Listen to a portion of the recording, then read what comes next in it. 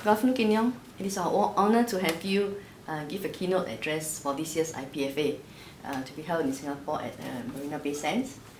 Over the years, do you think the IPFA conferences had benefited the failure analysis and reliability communities? Jasmine, thank you for giving this opportunity to talk about IPFA.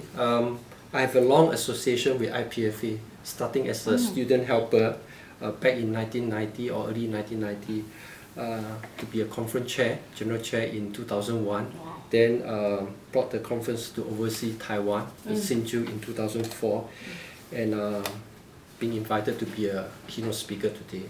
So I have seen IPFA grown from a, I would say, regional conference to an international conference, having participants from all over the world, not just Singapore, Asia, but also people from Europe and US. In fact, we have made a lot of friends, for those people who are in US and Europe.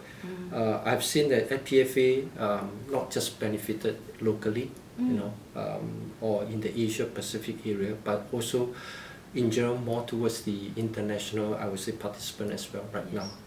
I'm very glad that IPFA has created impact in this area. And to be very frank, I think IPFA right now is an established conference.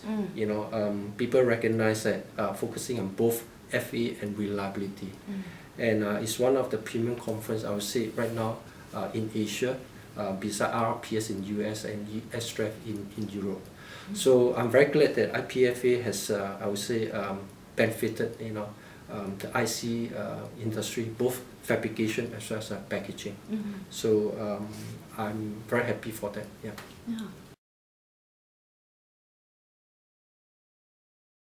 Can you tell us, what will you be sharing about in the topic, of your address? I thought very hard to have a special title, and something that very close to my heart is actually design for reliability for nano device and system. I feel this is a topic that is very important and relevant to the state of art, I would say, fabrication technology.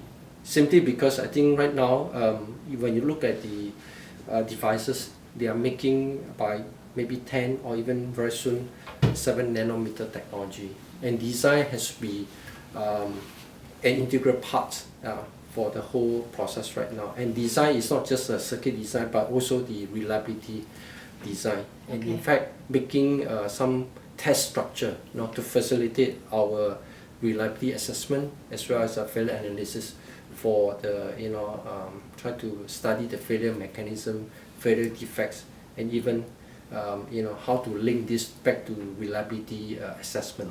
So I would like to focus maybe in an area called design for reliability for integrated circuit, and hopefully that we can focus maybe both the back end and the front end.